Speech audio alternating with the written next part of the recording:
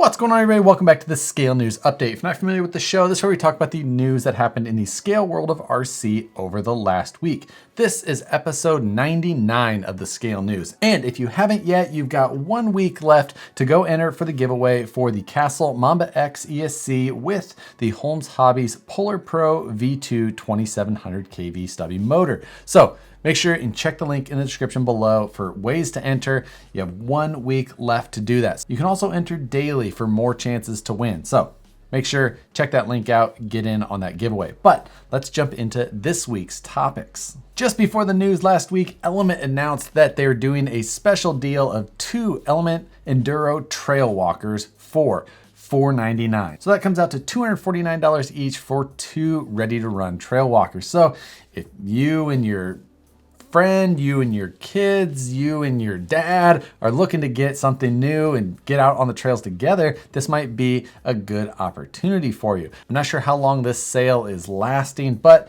for now, it's still available. You can jump in on this offer and I'll link to it in the description below. Next, we have another option for you Capra owners, and this is another skid plate option. This is a machined Delrin skid plate with some aluminum link mounts on the side. This is made for the stock Capra transmission, but allows you to run both the mini or larger servos to try and get that dig to actuate better. So if you're looking to try and increase the performance of your Capra, but you don't want to replace the transmission, this might be a good option for you. Currently, Vader Products has this open for pre-order. So if you're interested in that, linked again in the description below. And then something new from Teespring this last week is they have offered up the template for fanny packs, basically. Teespring is the easy option for YouTubers to kind of add merch to their website. So just below this video, you can likely see a little area where there's some merch for sale from me, although mine's pretty outdated other than the Scale News Update shirt that's available. However, now Teespring has offered the fanny pack option, and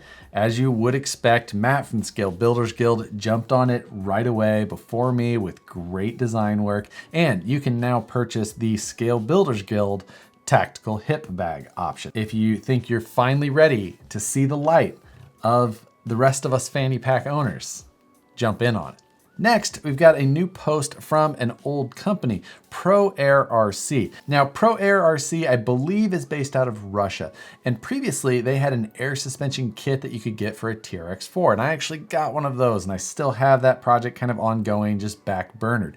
But in the meantime, they had just kind of stopped offering those kits for sale up until recently. I hadn't seen anything from them until today when I saw a new video where they're showing a central tire inflation system, and it's actually showing the tires airing up on a military style vehicle. This is just a super cool product for that scale factor. Now, using air pressure to, make your tires actually perform well, not the best way to go. You still want a decent foam if you're trying to go for performance. But if you just want the scale looks of being able to inflate or deflate your tires, then this is pretty cool. No idea if Pro Air is going to come out with this as a product you can actually purchase, or if they're just kind of flexing around with some of their leftover air suspension parts. Either way, pretty cool. Go check out their page. You can see other pictures, videos, things like that of things that they've offered in the past. Axial kind of came out of nowhere last week with a refresh to the Axial RR10 Bomber. They're calling this one the Axial RR10 2.0. However, it's not all that much of a 2.0. Really, it's just kind of an update to some of the electronics and just a few little minor changes made. You can now get it with either an updated Bomber fabrication livery or a Savvy off-road livery. And there are some differences between them, but it's pretty much cosmetic. On the Bomber fab, you still have the blue molded shock components to represent the King suspension that Randy from Bomber Fabrication is sponsored by.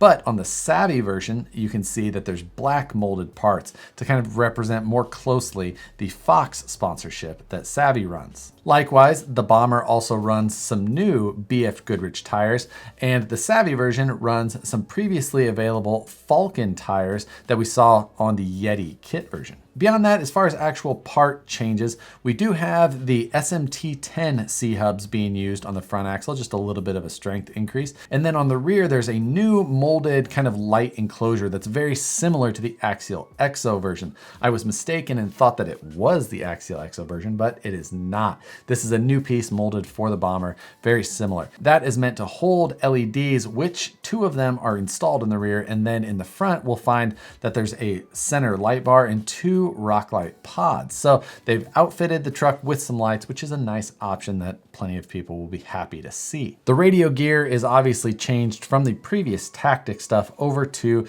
Spectrum system. This radio does come with a DX3, which does have the smart technology on there. So it's got like a battery voltage meter on it, and the receiver that's used in the vehicle is compatible with other Spectrum radios like the DX5s and the DX6s. This is something that wasn't always the case with the Spectrum branded receivers that you would find in RTR models. The ESC is the AE5L version, and that's what powers the lights. And then the motor is just your same old brushed motor that we were used to seeing. There's a Spectrum servo mounted on the front axle, and it actually includes a metal servo horn now. And the only other difference is that we have the plastic beadlock wheels on both models now as well. I was excited to see the refresh, and I'm actually really looking forward to building a bomber again. I've had a ton of fun driving mine in the past, but I haven't owned one for a while, and this is just a great opportunity to jump back into it and build something fun. Any of you 1.9 Wraith owners out there that are looking to kind of change things up a little bit, Crawling Finn actually came out with a simple 3D printed adapter plate that you can purchase to install one of the new Element RC IFS kits underneath of it. This feels like just kind of a fun and interesting way to change up a 1.9 Wraith. I actually have one of these here, and I've got the IFS kit